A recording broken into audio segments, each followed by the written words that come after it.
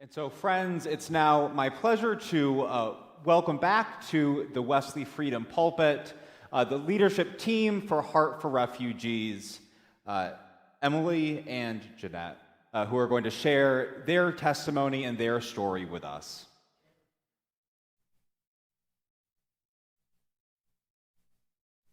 Thank you, Pastor Ian. Thank you, Pastor Jenny, for inviting us. As he said, my name is Jeanette Middleton-Sudano. I'm a founder of Heart for Refugees, a core leadership team member, and with a focus on supporting families and volunteers as a refugee family mentor, connecting networks, organizations, and churches through community mobilization. This morning, we both wish to share a small glimpse of our individual journeys which have led us to this moment. Until February of last year, Emily and I didn't even know each other.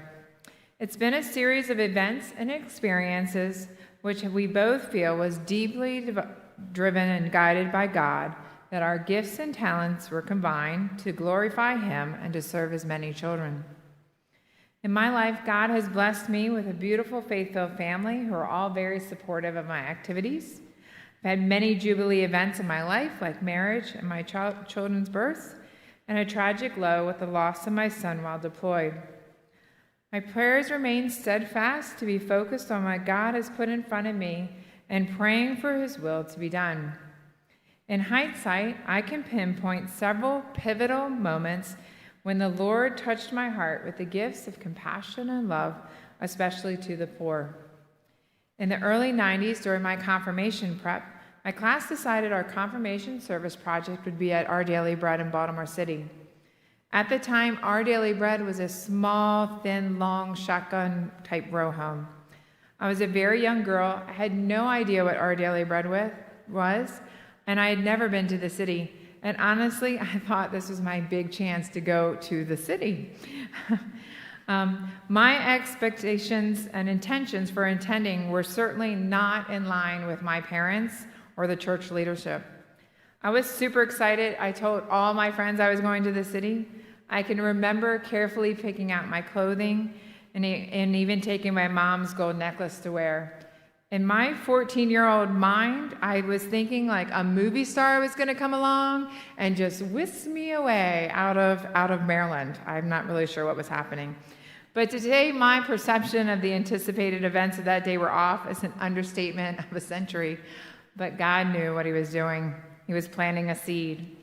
I suddenly found myself with my back pressed against a wall in a very tight space, serving very sickly-looking men.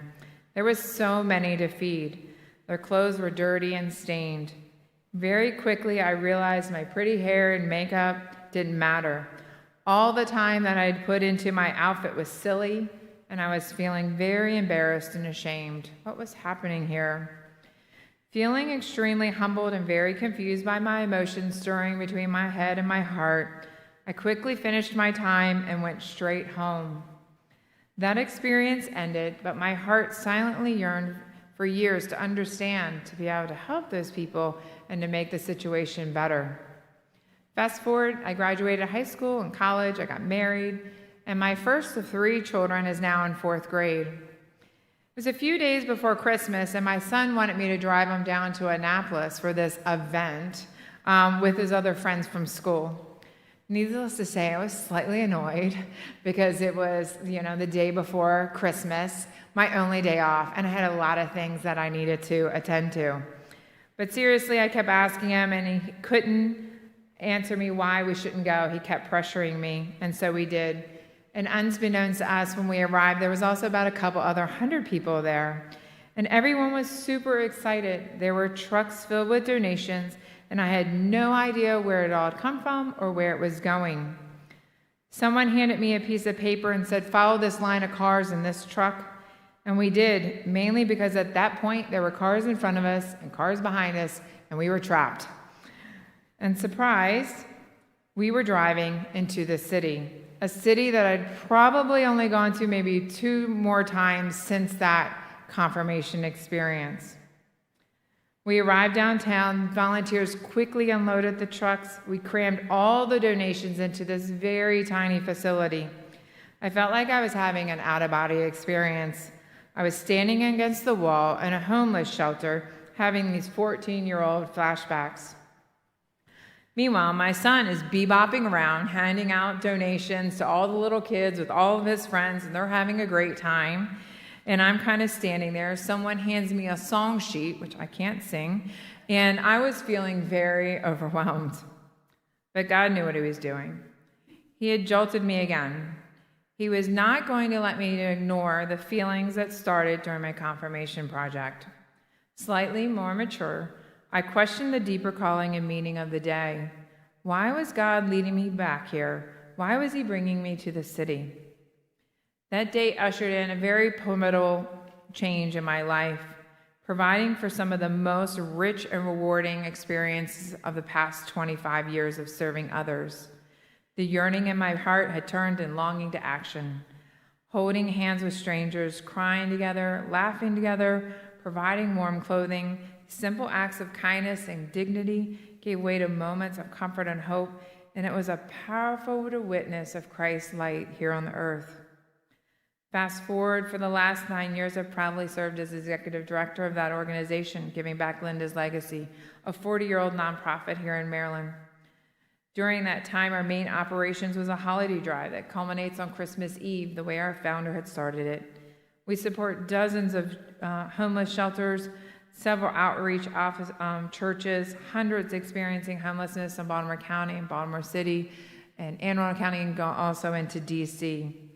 Last year, we had 28 U-Hauls filled with donations that blessed so many people with clothing and blankets, things that are needed, with hundreds of volunteers, providing over 3,000 backpacks to those living on the streets with warm winter gear, lunches and cards and all these things. Over the years, we've been able to coordinate, I'd say, a small army of volunteers to help those experiencing homelessness. And since COVID, our operations have gone greater and greater with the demands. So naturally, right, when 76,000 nationalists from Afghanistan started arriving in the United States in the fall and winter of 2021, I was on top of it. No, I wasn't, but God provides. I had seen the images on television thinking I could help, but like so many others, I was just kind of like, how? I have no idea. I don't know anything about Afghanistan, the culture, the language, or the religion. I prayed for guidance, and God answered. It was around January 15th. We had just finished our large holiday drive. I was really tired, thinking, I can take a break, when the phone rings from a lady in Columbia, Maryland. She said she got my number from so-and-so who knew someone else who said, you're the person to call for help. And I was very quiet and listened, hearing what was happening at a hotel not too far from us, that there were hundreds of refugees that were there. I could see God working, but kind of returned to my little 14-year-old self, feeling very humbled, nervous, and a little scared. It took me several days and a lot of prayer to move into action. What resonated with me at that very time was St. Joan of Arc saying, I am not afraid, for God is with me. I was born for this. With a rosary in my pocket, I drove over to the location to see what was going on. When I arrived, there was a dozen Afghan men standing there, staring at me, a woman driving a car, you could imagine, and there were a dozen more children running around all over the place. I didn't see any women, and I can remember repeating over and over in my mind, God is with me, God is with me, God is with me. The courage to step out of the truck that day, the opportunity to go to the city for my confirmation project, my son's persistence to join his friends on Christmas Eve were all divine yeses to lead me to help with the largest United States humanitarian refugee influx of our times. I quickly organized all of my resources and support, called upon the Giving Back Army of volunteers. I met Emily in February for the first time in the hotel parking lot. As I recall, I think it was snowing that day. We were busy scurrying around trying to make sure everybody's needs were met. We started visiting families together and quickly bonded in this crisis. We joined national Zoom calls to learn how best to assist the population and how does it look like to successfully resettle refugees. We started a large campaign to engage churches and get volunteers, mobilizing small groups together to form family support teams. We continued to build operationally for several months, getting more organized. We finally stopped and took a hard look at what we were being called to do and decided to create and develop the nonprofit Heart for Refugees. I genuinely believe that what God has ordained, He will sustain with our organization. During the height of awareness, we had hundreds of volunteers assisting with immediate humanitarian needs and providing financial support. As we continue to develop the best practice in assisting the population, our organization's care and compassion and servant leadership hearts has significantly helped our families. I personally have been blessed to share many families' experiences, like a wedding, a birth, a funeral, someone getting their driver's license for the first time, doctor's appointments, you name it. There's a lot of things to experience with these families. In Matthew 25, 35, 36, Jesus said, "For I am hungry and you gave me something to eat, and I was thirsty and you gave me something to drink. I was a stranger and you invited me in. I needed clothes and you clothed me. I was sick and you looked after me. I was in prison and you came to visit me." We strive to welcome and love all of our new neighbors as Jesus did. Everyone has different gifts and talents. We are all uniquely called to share in God's providences.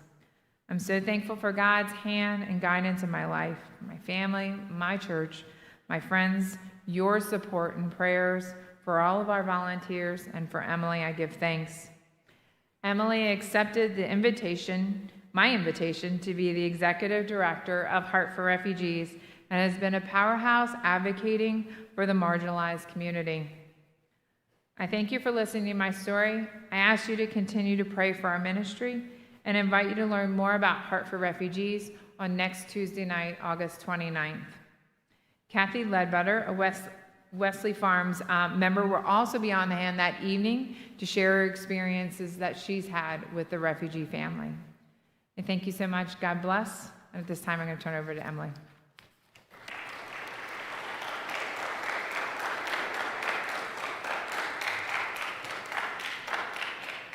Thanks, Jeanette. Thank you, guys. It's such an honor to be here this morning. I thank you so much for being here. So like Jeanette mentioned, it's just an honor to share a little bit of our story of how we found ourselves here. So how did I find myself here? Looking back, I can't say with certainty that it was because I took a right turn here, a left turn there, which ultimately led me here. The reality is that there's been an invisible thread that has been woven through every circumstance, the good and the bad, which has led me here right now to be standing here with you on this stage. And this same thread has been woven through your lives as well, and it has led you here this very morning. Sometimes, though admittedly rarely, that invisible string, God's providence, His goodness, His faithfulness, isn't quite as invisible anymore, and He gifts you with the ability to look back and see the ways He has worked each circumstance together for your good and His glory. And I'm honored to share part of my story with you today and the ways that God has molded and shaped my heart and tilled the soil to prepare me for the specific role that I'm serving in now with Heart for Refugees. When I was 10, about 20 years ago, I watched a documentary called Invisible Children, which documented the plight of hundreds of Ugandan children making a nightly trek to a local community center where they would all choose to sleep together outside the comfort of their homes and their families, because it minimized the possibility and the risk that they would be kidnapped in the middle of the night and forced to serve as child soldiers in a rebel group operating within the country. It was at this moment, as I was sitting on my bed safely in my home, just aware that so many children couldn't do the same, that the Lord awakened in me a heart for justice and compassion. This thread continues. As a child, I was introduced to the healthcare field through my mom, who's a physician's assistant. I also began reading through scripture on my own, and I would see how Jesus would both physically heal people and spiritually heal people. And I would see how many times someone's physical healing led to I would see how most of the time someone's physical healing would lead to people realizing that Jesus was who he says he was, and thereby led to a deeper spiritual healing. I also began to see how certain countries that were closed to missionaries that were wanting to share the gospel were typically open to healthcare workers, especially during disasters. So it was in this season that the Lord placed the desire in my heart to pursue medicine so that I could be Jesus's physical hands and feet in broken places. And the thread continues. During my final year of nursing school, I had the opportunity to travel to the exact same town in Uganda, Gulu, that the documentary was filmed that I watched when I was 10 years old. I lived there for 5 weeks, providing care and health education to young girls who had been rescued from child prostitution as a result of the war across the country. It was here that the Lord broke my heart for victims of sex trafficking and modern-day slavery. The thread continues. Before I took my nursing skills overseas full-time, I knew I needed some solid years of stateside nursing experience. And when I graduated nursing school, I worked as a nurse in the pediatric intensive care unit in Baltimore for the next 2 years. And I knew that the Lord was calling me overseas. I just wasn't sure exactly where. I remember looking at a map and asking God and praying for God to lead me to a country that was suffering from high rates of human trafficking and that also had a large percentage of unreached people groups. My heart landed on India. I began talking with 2 different organizations located in 2 different cities in India, and decided to go visit each of them to help me discern where exactly the Lord was calling me. I spent time with one organization helping to run medical clinics in brothels and red light districts, and with the other, I was in an aftercare facility for trafficking survivors once they had been rescued. I remember saying out loud to the group, unless the Lord throws a major curveball, I'm going to move here. Unknowingly, hours later, I became extremely sick, and later to be discovered as dengue hemorrhagic fever that had been transmitted by a mosquito. Once back stateside, my infectious disease doctor explained that I couldn't go back to India ever. And with as severe of a reaction I had the first time, if I got dengue fever again, it could be fatal. It was here that the Lord reminded me that it wasn't my story, but it was his. The thread continues. So, naturally, upon hearing that news, I went onto the CDC's website and pulled up a map which showed all these different parts of the world that carried that specific mosquito population, and I prayed for the Lord to just send me where that mosquito wasn't. Dengue fever is rampant among many tropical climates, so Southeast Asia, Sub-Saharan Africa, South America, but the dry, arid climate of the Middle East was wide open. So I just prayed that the Lord would send me there. Around this same time, ISIS had seized control of a city in Iraq called Mosul, and a Christian disaster relief agency, Samaritan's Purse, was in need of, pediatric ICU nurses to deploy to their field hospital, and yes, their field hospital was in the Middle East. So I was there for 5 months as a war had broken out to reclaim the city in a trauma field hospital, and then with another organization for an additional 3 months. And it was here in the desert in Iraq that the Lord graciously allowed me to care for victims of war and walk alongside them through their pain and tragedy. The thread continues. A few years later, I found myself at another nursing job in the States, and I couldn't do it anymore. Literally, I would sit down to put an IV in, like I had done thousands of times, and I couldn't do it without having a panic attack. I was triple checking everything, and not in the way that a nurse does just to make sure that everything's safe, but in the way where I was absolutely terrified of causing harm, and I felt myself breaking under the weight of the responsibility of people's lives in my hands. This newfound panic and anxiety spilled over into my personal life as well, and honestly, I could barely get out of bed each day. I went from an extremely confident ICU nurse to not being able to go to the grocery store and back without having a spiraling, paralyzing episode of anxiety. For the safety of myself and the patients that I was caring for, after 8 years of nursing, I stepped away from the bedside. But honestly, I didn't really feel like I was stepping away. I never would have chosen to leave nursing willingly. I loved it. It's what I studied. It was what I was passionate about. And so therefore, I felt pulled away, honestly, with no other choice. And it was here that I felt broken, unwell, and abandoned by the Lord. The thread continues. So there I was, unemployed, lost, scared, and anxious, and unable to perform basic daily tasks healthily. I was diagnosed with PTSD, and for the next 8 months, I journeyed through a dark, dark valley, a valley that honestly seemed to have no end in sight. But day by day, by the grace of God, with time, slowly, I began to heal. I rested. I met weekly with a biblical counselor. I began seeing a psychiatrist who prescribed me medication that allowed my brain to heal.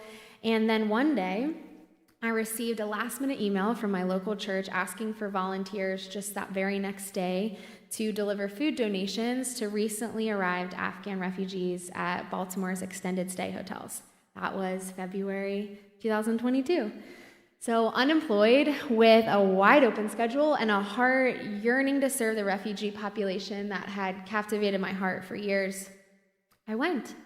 And then I went back the next day, and then I went back the next day, and now a year and a half later, by God's grace, I'm still going back. I volunteered full-time throughout 2022 and then began fundraising personal support this year to allow me to continue to do it full-time. Do you see the thread?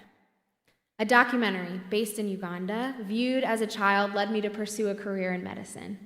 This schooling and career in medicine led me back to Uganda in person, where God began to grasp my heart for the nations and where my passion to combat human trafficking originated.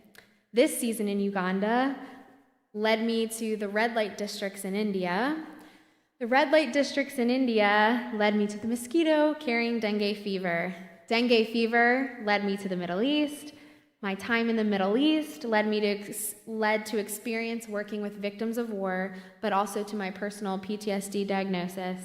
And then this PTSD diagnosis led to, unwillingly, stepping away from bedside nursing. Now that I had stepped away from bedside nursing, which I never would have done so willingly, my heart, mind, and time were 100% freed up to meet and welcome 76,000 Afghan refugees fleeing their own war and trauma, which led me to the hotel rooms at BWI and meeting Jeanette and meeting other like-minded volunteers, hundreds of new, dear Afghan friends who are like family, and now what has become Heart for Refugees. Do you see the thread? Honestly, most times I don't. But I'm reminded that even when we don't see the thread, we know the God who holds the thread and who's weaving a tapestry far greater than we can ever imagine. Thanks for allowing me to share part of my story.